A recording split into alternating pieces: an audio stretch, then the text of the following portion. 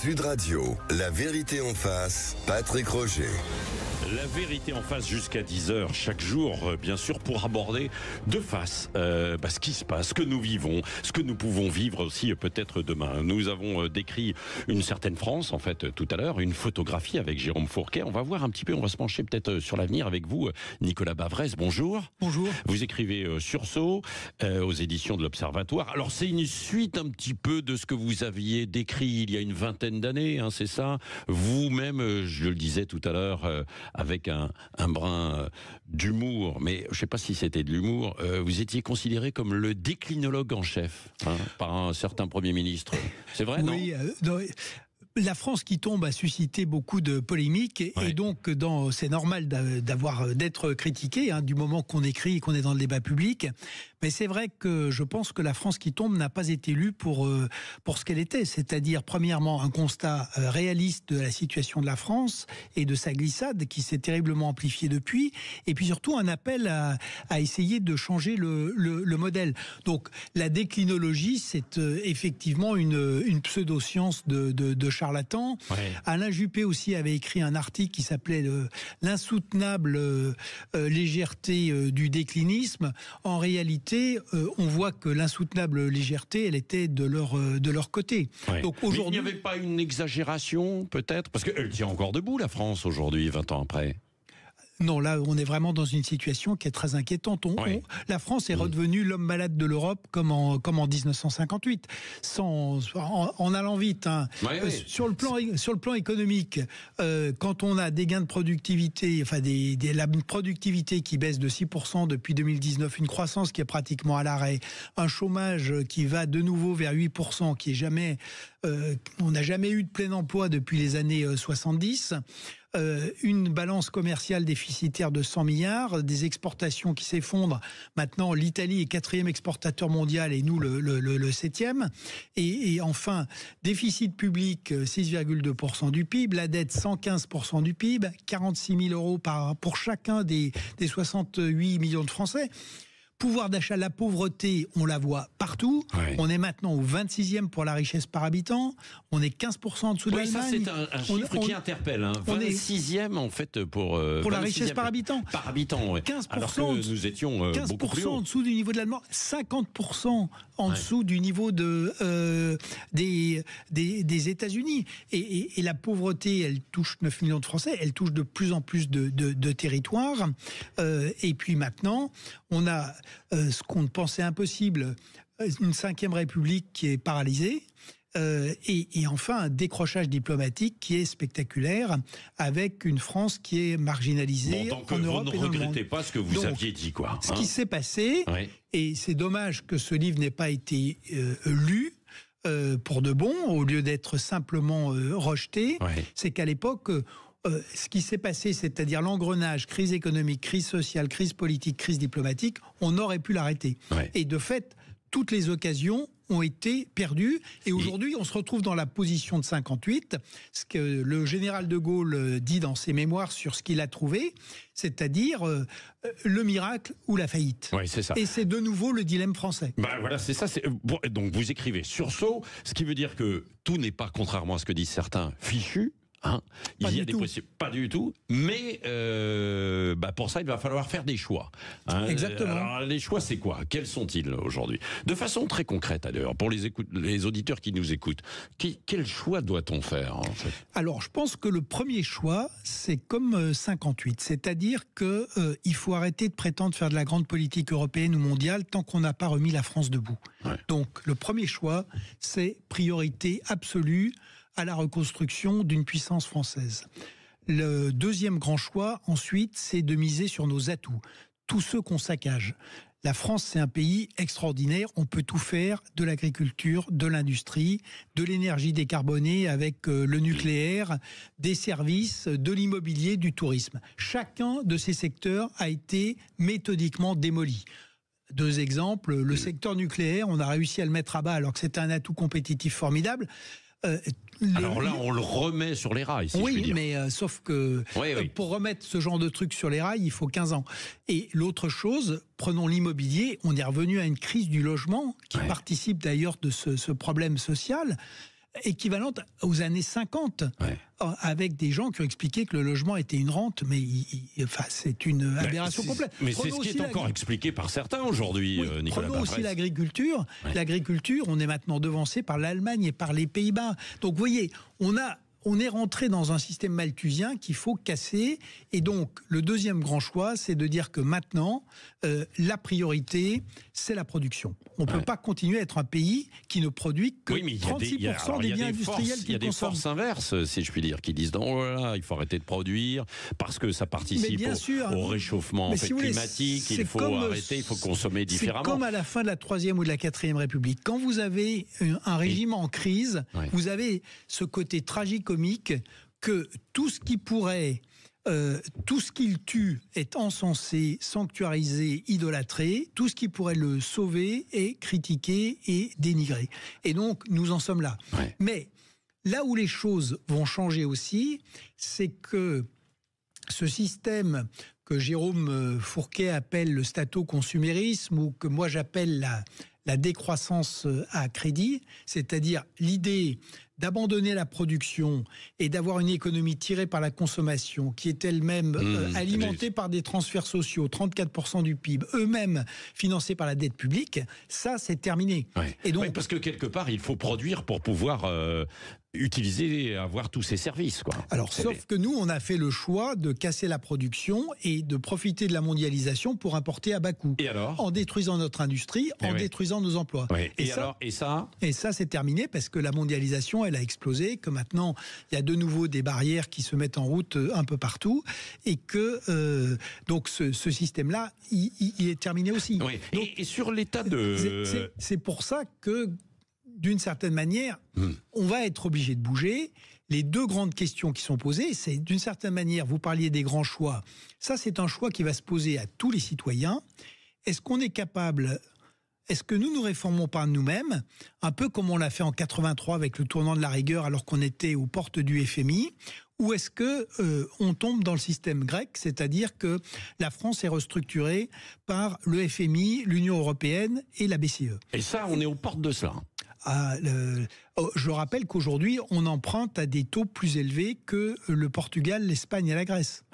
Donc, la crise financière, elle a démarré. Là encore, on fait semblant de ne pas la voir. La discussion parlementaire est surréaliste, où on n'arrête pas d'accumuler des impôts sur une économie exsangue et des entreprises qui n'en peuvent plus, et de prévoir des dépenses supplémentaires.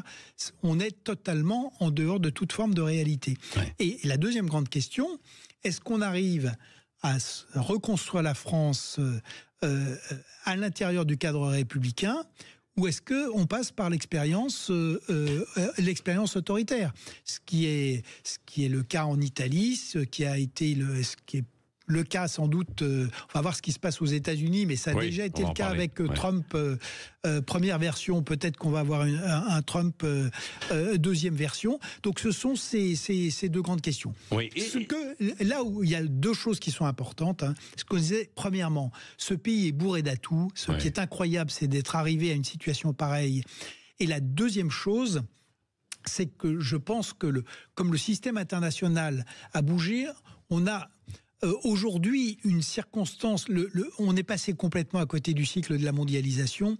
Aujourd'hui, ce monde où la géopolitique prime l'économie, les États reprennent la main sur les marchés, la souveraineté sur l'ouverture des frontières, c'est un monde qui correspond quand même davantage à notre esprit national. Vous voyez, il y a des paradoxes, c'est que d'une certaine manière, les États-Unis, c'est une extraordinaire réussite économique. Et c'est une réussite économique en partie avec une philosophie française. L'IRA de Biden, l'idée de mettre de l'argent public pour lever de l'argent privé en faisant de la réindustrialisation, du numérique, de la transition écologique et de la stabilisation de la classe moyenne, normalement, c'est un système à la française. Mais c'est les États-Unis. C'est ce que nous avions fait à la sortie de la guerre. C'est ce que vous dites. Il faut planifier en fait les choses. Et mettre l'argent sur la production. production. Oui, Nous, on met l'argent uniquement sur les transferts sociaux. Une question d'actualité, Nicolas Bavrez, aussi par rapport justement à nos finances. Là, il y a toute une question qui se pose sur le poids des collectivités territoriales. Aujourd'hui, est-ce que on doit déposer en fait un certain nombre de choses sur les collectivités territoriales pour qu'elles activent en fait l'économie, ou est-ce qu'au contraire on doit reprendre ça au niveau central, et puis ça nous amène à la fameuse question de la taxe d'habitation qui avait été supprimée. Est-ce qu'il faudra une contribution citoyenne en fait demain ? Alors, premièrement, on a vu ce que donnait avec Emmanuel Macron, qui a poussé à bout, à l'extrême, l'hyper-présidentialisme, le caractère beaucoup trop centralisé, et il a fini par faire exploser les institutions de la Ve République. Donc il faut décentraliser, mais pas du tout comme on l'a fait jusqu'à présent, puisque chaque fois qu'on a décentralisé, on a gardé la même compétence à l'intérieur de l'État, et on a doublonné. Ouais. Et la deuxième chose, c'est que on a décentralisé en enlevant les ressources effectivement des collectivités. Donc on a des collectivités qui sont irresponsables d'un point de vue financier. Et ça se traduit notamment par le laxisme incroyable de la gestion de la fonction publique territoriale, avec des taux d'absentéisme qui défient le bon sens, qui peuvent atteindre parfois plus de 30 jours. Donc il faut sortir de ce système, avoir des compétences pour les collectivités, des ressources qui leur soient propres, et en même temps un système de contrat. Vous imaginez la révolution que ça susciterait, justement parce qu'il faudrait revoir toutes les structures. Mais si vous voulez, mais ça c'est jouable, quoi. C'est ce que vous dites dans le sursaut, quoi. C'est possible, ça. Mais évidemment, on voit pas pourquoi. Sur 10 ans. Alors, le redressement d'un grand pays développé, ça c'est la bonne nouvelle, c'est que si on arrête de faire uniquement des erreurs et de vivre, j'allais dire, en Absurdistan, un grand pays développé, le privilège, c'est qu'il y a beaucoup de capital immatériel. Donc on peut relever un grand pays développé en moins de 10 ans. Je rappelle que on a quand même 2 exemples dans notre histoire. En 1945, tout le monde pense qu'on va retourner aux années 30. Dans les années 30, la France fait la performance la plus lamentable de tous les pays développés. On n'a pas retrouvé en 39 notre niveau de production de 29. Il se trouve qu'en 2 ans, en 47, on est au niveau de 39, et dès 49, on est au niveau de 1929. Parce que les réformes de structure, et surtout le fait que les Français, à ce moment-là, ont vraiment décidé de reconstruire le pays et de le reconstruire en le modernisant. 58, c'est la même chose. De Gaulle a raison, les caisses sont vides, l'inflation est élevée, le déficit public est abyssal, les comptes extérieurs sont déséquilibrés, et on vide l'aide américaine. En 3 ans, c'est terminé. En 3 ans, on va avoir la plus belle décennie de croissance dans les années 60. Mais où est De Gaulle aujourd'hui? Où est De Gaulle? Alors, on n'a pas d'homme ou de femme providentielle, mais c'est là où, d'une certaine manière, c'est une forme de bonne nouvelle. C'est-à-dire que c'est aux Français de se bouger. C'est par les Français qu'on va reconstruire ce pays. Et franchement, ils nous montrent qu'ils en sont capables. Ce qu'on a fait pour les Jeux Olympiques, c'était pour un événement. Ça a été remarquable, et par l'organisation, et par les performances. Donc, quand les Français acceptent de jouer le jeu du monde réel et qui se mobilisent, ça marche. Mais pourquoi acceptons de faire pour notre pays ce qu'on a fait pour le sport et pour un événement? D'un mot, la contribution citoyenne, la locale, évoquée par la ministre. La suppression de la taxe d'habitation est évidemment une erreur, et là encore, c'est de la pure démagogie. On a coupé l'essentiel de la population française de la dépense locale. Et de l'autre côté, du coup, on a massacré les propriétaires avec des hausses de la taxe foncière en plus. Et maintenant, on s'étonne qu'il n'y ait plus de logements. Il n'y a plus d'investissement immobilier parce que l'immobilier... C'est une bonne idée, alors, d'une contribution. L'immobilier a été... Et évidemment, tout le monde doit participer aux services publics locaux. C'est le bon sens. Et l'espèce de... Ensuite, c'est quand même aberrant qu'aujourd'hui, il n'y a plus que les propriétaires de résidences secondaires qui participent aux services locaux dans des communes dont ils ne sont pas les résidents permanents. Donc arrêtons là. Si vous voulez, là où vous avez parfaitement raison, c'est que dans tous les exemples de décisions politiques complètement irresponsables, absurdes, c'est un exemple microéconomique, mais qui est extrêmement parlant. Et du coup, pourquoi est-ce qu'il n'y a plus de mise en chantier? Aussi parce que maintenant, pour un maire, accepter des nouveaux logements, c'est uniquement des problèmes et aucune ressource supplémentaire, puisque la plupart des gens n'apporteront aucune ressource, mais il va falloir construire des accès, il va falloir construire des écoles, il va falloir construire des services publics. Très cher, quoi. Et en plus, on va mécontenter les habitants existants. Nicolas Bavrez avec nous pour Sursaut aux éditions de l'Observatoire. On continue jusqu'à 10h, on marque une légère pause et dans un instant, on va parler... la France n'est pas isolée, hein, évidemment. La France et l'Europe. Et il y a ce qui se passe aux États-Unis, ce qui va se passer cette semaine, qui est particulièrement important. Trump ou pas, quelles sont les conséquences? C'est ce que nous allons voir dans un instant avec vous, Nicolas Bavrez. Sud Radio, la vérité en face, Patrick Roger. La vérité en face jusqu'à 10h avec Nicolas Bavrez et ce livre aux éditions de l'Observatoire, Sursaut, qui avait écrit La France qui tombe il y a une bonne vingtaine d'années.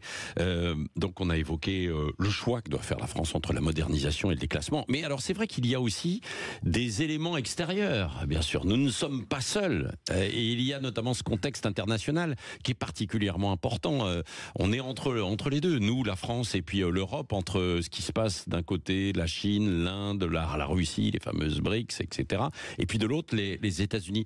Demain, avec les élections américaines, vous dites que le choix de Trump peut être dangereux, et indépendamment de toute idéologie politique, hein, mais peut être dangereux pour la France sur un plan économique. Assurément, parce que le programme de Trump, c'est un programme d'hyper-protectionnisme d'abord. Donc l'idée de mettre 10 à 20% de droits de douane sur toutes les importations et 60% pour les importations venant de Chine, ça c'est l'équivalent, les États-Unis l'ont déjà fait en 1930 avec le tarif qu'on a appelé le tarif Smoot-Hawley en juin 30. Et ça a complètement cassé les échanges et les paiements mondiaux. Et si Donald Trump installe ce genre de droits de douane, ça veut dire qu'il va vraiment casser les échanges. Il l'a déjà fait un peu, hein, bien sûr. Oui, mais il l'a fait dans des proportions qui n'avaient rien à voir. Ouais. Et ça va avoir des effets, d'abord, dans le monde émergent, très dur, et ça va achever, j'allais dire, de mobiliser le Sud contre l'Occident, mais ça va aussi avoir des effets sur l'Europe, puisque l'Europe est la grande cible. Et puis, il y a une autre dimension qui est la dimension... L'Europe est la grande cible de qui ? De Trump. De Trump. Ça, il l'a clairement dit. Et l'autre aspect, c'est l'aspect, évidemment, stratégique et de sécurité, puisque Donald Trump avait déjà voulu avait envisagé sérieusement de sortir les États-Unis de l'OTAN pendant son premier mandat. Il est certain que dans ce qu'il a annoncé, il y aura en tout cas un changement très fort d'attitude vis-à-vis de la Russie et du soutien à l'Ukraine. Ce qui va mettre l'Europe devant ses responsabilités, c'est-à-dire si les États-Unis se désengagent de l'Ukraine, est-ce que l'Europe essaye de les remplacer ? Je pense pas qu'elle en ait ni la volonté ni les moyens. Oui, mais certains pourront vous rétorquer, Nicolas Bavrez, est-ce que finalement avec les démocrates là, on a eu une guerre en Europe ?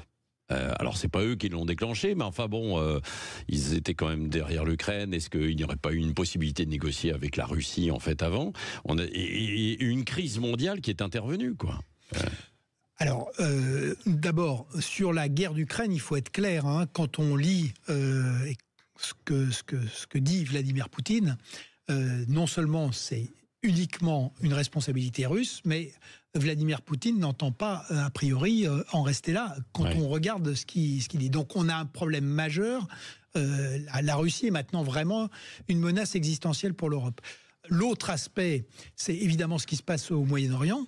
Donc le Moyen-Orient, l'Europe est complètement marginalisée. Je rappelle que c'est paradoxal, puisque la politique extérieure européenne, elle est née en 1980 avec la déclaration de Venise qui portait précisément sur le Moyen-Orient. Donc aujourd'hui, l'Europe est totalement absente des discussions qui se passent entre Israël, le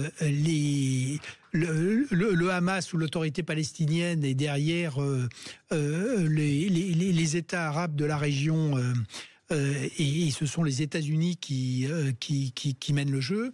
Donc, on retrouve ce problème d'une Europe qui aujourd'hui n'existe pas diplomatiquement et stratégiquement, et qui économiquement est prise en tenaille entre les États-Unis, l'IRA, la réindustrialisation américaine et le dumping chinois. Et ça nous montre que, si vous voulez, ça a été l'autre partie du déni français. On n'a pas voulu voir nos problèmes, mais on n'a pas voulu voir, on a occulté les changements du monde. Ouais. Donc, on est passé à côté du cycle de la mondialisation, mais ça, il est terminé depuis l'invasion de l'Ukraine. Il faut pas qu'on passe... Quand vous dites la mondialisation, le cycle de la mondialisation est terminé, c'est-à-dire ce qui avait démarré en 79, l'idée de la liberté, et qui avait été formidablement accélérée après la chute de l'Union soviétique, un monde où les frontières diminuaient, où les marchés avaient la main sur les États, où les frontières économiques disparaissaient, où on avait une liberté de mouvement, des capitaux, des gens, des données. Aujourd'hui, c'est terminé, tout marche en bloc. Il y a toujours des interdépendances, mais elles sont sous le contrôle des États. On voit très bien que les États, maintenant, ils contrôlent les exportations, les flux de technologie, les flux de données, les flux de capitaux avec Sauf qu'il y a quand même certaines entreprises, je pense aux GAFAM, qui sont plus forts que certains États, qui ont réussi à imposer... C'est pas totalement vrai. C'est là où l'Europe reste décisive pour les États-Unis. C'est que aujourd'hui, Internet a éclaté aussi. Il y a un Internet russe, qui n'est pas celui... Et les GAFAM n'y ont pas... Il y a un Internet chinois.